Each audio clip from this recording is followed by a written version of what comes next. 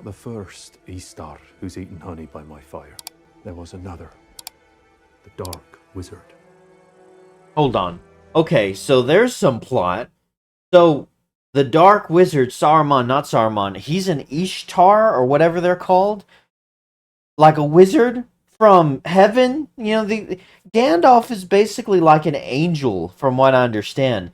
Him and Saruman and the Blue Wizards and Radagast, they're kind of like angels, basically.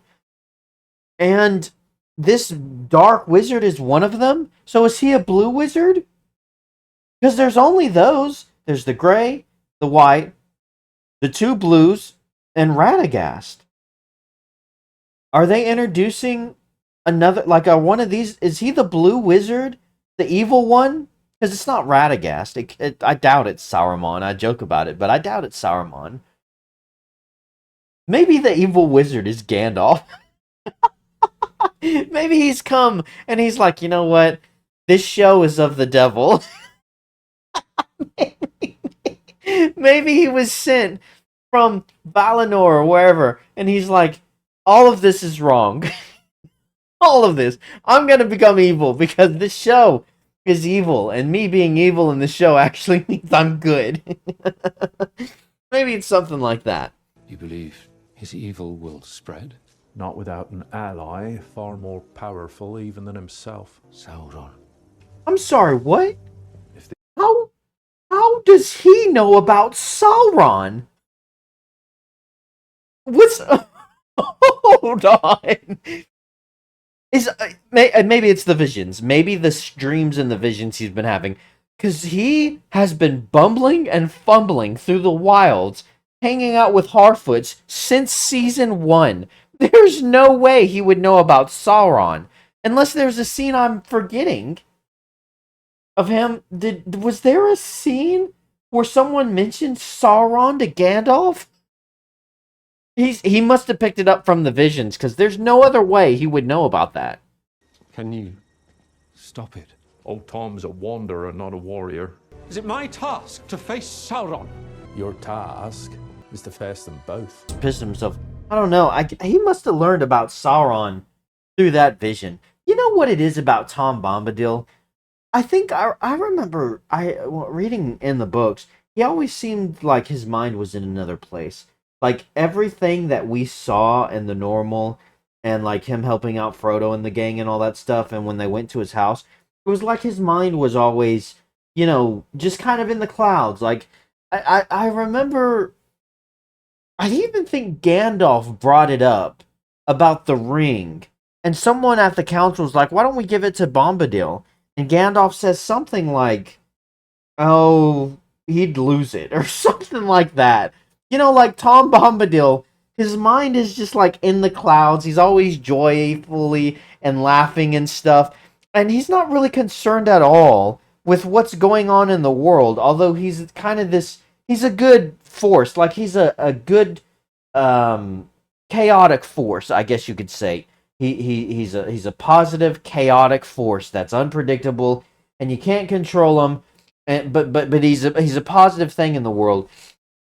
But he's just joyful and gleeful. And this Tom Bombadil doesn't really come across that way. Like, he's coming across as giving these answers and stuff. And he's not as jolly as I feel like he should be. Also, and if he was, I don't even think he would fit very well. I thought he fit, you know, pretty decently when he was introduced in that manner with the hobbits and stuff.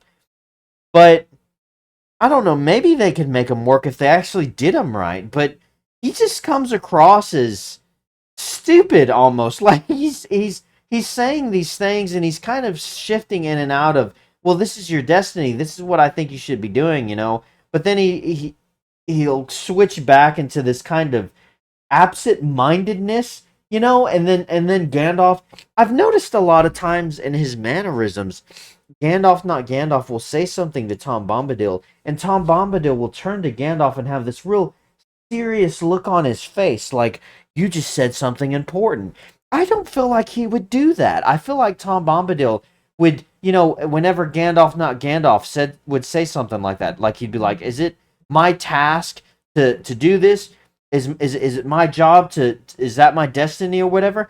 I feel like Tom Bombadil would be there chopping vegetables and not even look over at Gandalf and be like, maybe, I don't know, something like that, just kind of joyful, skipping around the house and singing songs, and Gandalf's kind of getting frustrated, and Tom Bombadil's like, maybe, you remember the guy in the first episode, the wise sage who was giving Sauron all these tidbits of knowledge, like these wise sayings. He was like a plethora of just a walking parable, basically.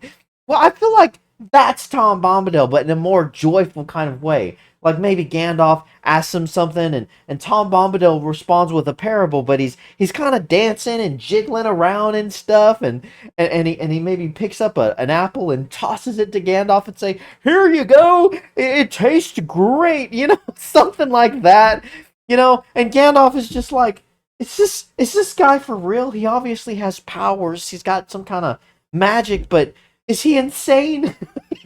I feel like Tom Bombadil would frustrate, not Gandalf, like he would be irritating him like, Tom, can you settle down and just speak to me plainly?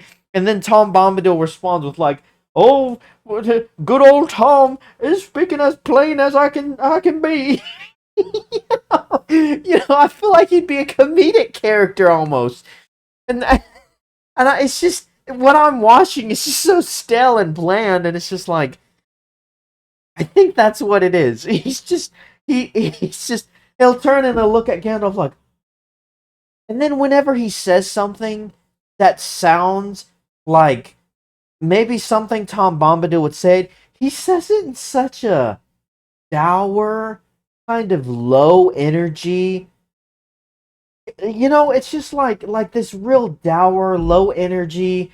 Not a lot's really going on. Like, he'll say a parable and it's just like, oh, or he'll say something that's kind of mysterious, but shouldn't he be just so much more jolly and just kind of bouncing around with almost this youthful energy? That's kind of the vibe I got, and he should be wearing all these bright colors and weird gay looking stuff, like that blue coat and the hat, the hat's got like the twig on it or whatever.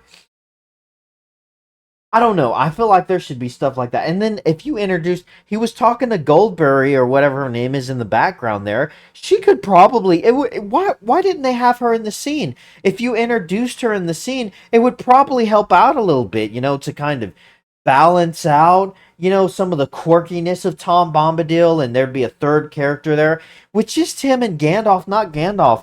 It's just stale. It's just kind of bland. Like, let's get something going, I don't know. And then you have the Easterlings running around. And even the tree. I'm thinking back to that tree when Gandalf was swallowed by the tree. Out of all the CGI work they've done in this show, I feel like they could have made that tree a lot cooler. Like, they could have made it bigger. They should have had, like, a face in the tree or something, that came alive when it swallowed up Gandalf, and just like a face in the tree or something.